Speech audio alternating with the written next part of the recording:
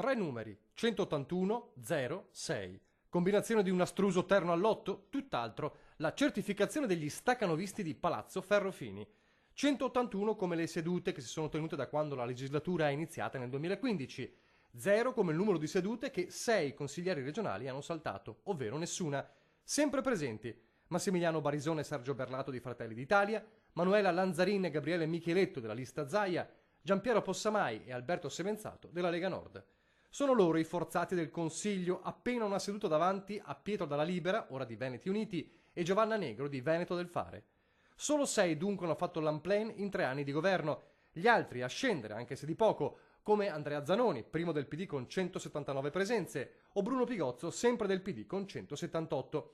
In ogni caso situazioni estreme non ve ne sono, parliamo di cifre che tra tutti stanno sopra il 70%, ma non di sola presenza si può vivere, perché in un'attività come quella finora espressa da Palazzo Ferrofini, che ha visto presentare 121 progetti di legge regionale, 12 progetti di legge statale e 173 mozioni, serve anche fare e votare. Così capita che qualcuno nella fascia più bassa della classifica abbia una percentuale comunque alta di votazione a suo attivo, come dire ci sono quando serve davvero.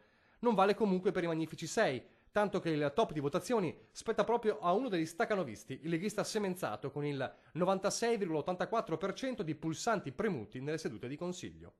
E quelli dietro la lavagna hanno la risposta pronta. Per la record woman di assenze, la Dem Alessandra Moretti, 52 volte banco vuoto, la spiegazione è chiara. Fare il consigliere regionale significa anche attraversare il territorio e toccare con mano le situazioni, dice l'ex Ladylike, e se stai solo a Venezia non lo puoi certo fare.